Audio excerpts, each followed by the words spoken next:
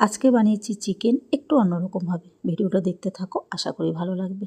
প্রথমে কিছুটা চিকেন নিয়ে ভালো করে ধুয়ে নিয়েছি। ধুয়ে নেওয়ার পর এর মধ্যে দিয়ে দিলাম টক দই, আদা রসুন বাটা, গোলমরিচের গুঁড়ো আর দিয়ে দেবো পরিমাণ মতো লবণ। দিয়ে হাতের সাহায্যে খুব ভালো করে মশলাটাকে চিকেনের সাথে মাখিয়ে নেব।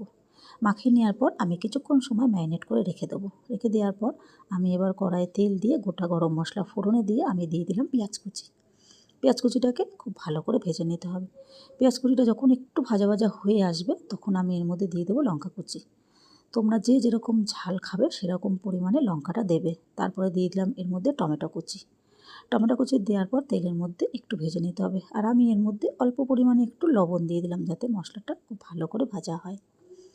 এদিকে আমি কিছুটা কসুরি মেথি আগের থেকেই আমি ভিজিয়ে রেখে দিয়েছিলাম। এটাকে ভালো করে জল চিপে আমি মশলার মধ্যে দিয়ে দিলাম। দিয়ে একটু মশলার সাথে কষিয়ে নেব। কষিয়ে নেওয়ার পর যে চিকেনটাকে আমি ম্যারিনেট করে রেখেছিলাম সেটা এর মধ্যে দিয়ে দিলাম। দেওয়ার পর খুব ভালো করে কষাতে হবে।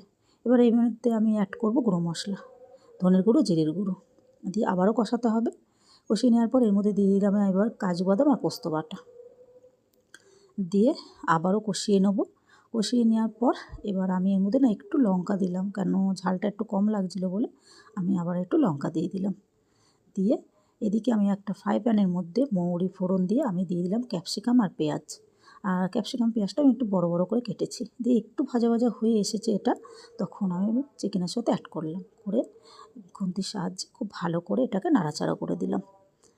দিয়ে আমি কিছুটা গরম জল দিয়ে কিছুক্ষণ রাখলেই রেডি হয়ে যাবে আজকে আমার চিকেন। রেসিপিটা কেমন লাগলো সবাই কমেন্টের মাধ্যমে জানিয়ে যাবেন।